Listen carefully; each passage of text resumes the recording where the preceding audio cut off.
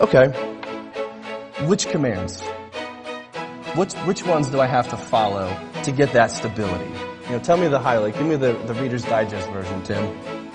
Answer, all of them. Psalm 119, 128. Therefore, all your precepts concerning all things I consider to be right. I hate every false way.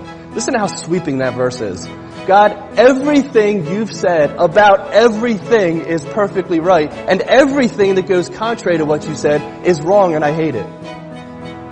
That means that God's Word is to be our ultimate authority on every aspect of life. Sex, finances, forgiveness, marriage, relationships, politics, parenting, philosophy, science.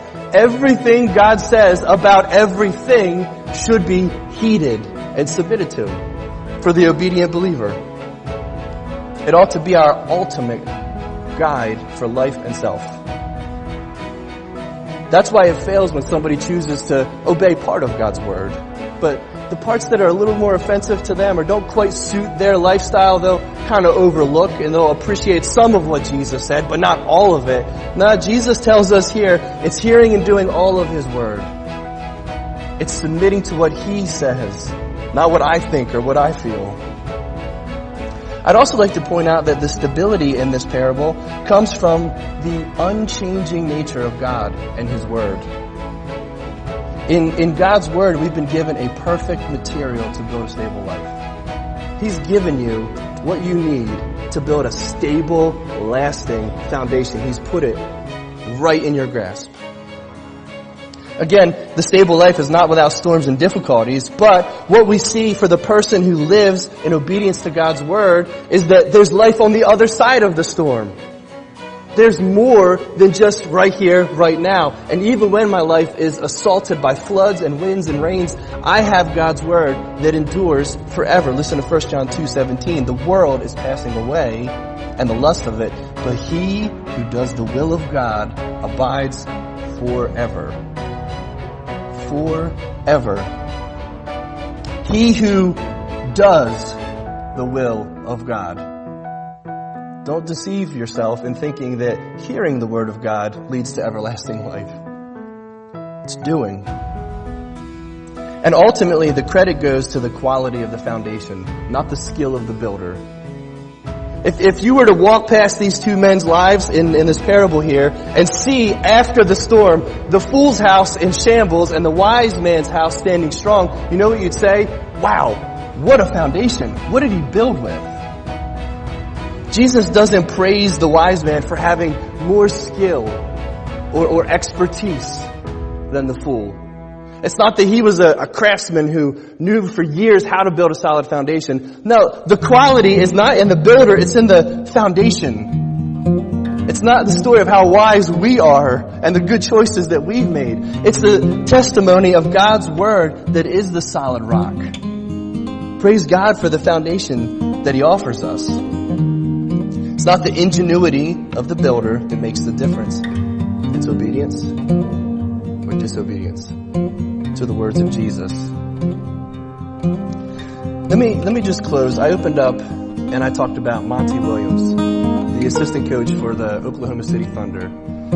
I was driving to work and I was just kind of browsing through some sports stations and listening to, whatever story was on that day. And what struck me was the one show, they started talking about God and faith and atheism and religion. Because Monty Williams, who's this public figure in the NBA, was so vocal about having peace after his wife was suddenly killed. He stood up there in front of 1,000 people and said, God's good. Does it remind you of Pastor Jerry and his storm right now? Praise God for radical stability in a storm. And the host of the show that I was listening to professed to be an atheist. He said, I don't believe in God. I'm not a religious person. So I don't sign up for any of that. But let me read some quotes from that broadcast. I went online and pulled it up. Listen to what he said about Monty Williams that day. I don't care what you believe. How could you not want whatever it is that brings this kind of strength into your life? If you're someone who is stridently atheist, I don't know how you hear that and don't want that in your life. This has to be a source of envy for atheists. To see Monty Williams up there in what has to be the largest tragedy and crisis in his life, to be able to find through religion the strength to stand up there and not merely forgive, but give off to all that he's okay. He's at peace. That this was part of a larger plan beyond his ego. To me, if I could have anything in the world, I would want that above all else. I'm cracking up as I listen to this. It's like he's preaching a sermon for me here. He goes on to say, the ability to be that kind of tranquil in a storm, to understand that my grief is something that is meant to be, that the tragedy in my life is something that I'm here to accept because there's something larger than me. He then said if they could bottle that and sell it at a store, it would sell out everywhere. It would fly off the shelves. Doesn't matter if you're atheist, agnostic, Buddhist, Muslim, anybody would want that. This is what he was saying. Well, the good news is, it's not found in stores. It can't be bought with money. It's actually not that difficult to obtain.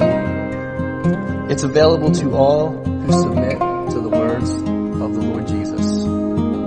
Because obedience to Christ brings radical stability. Amen.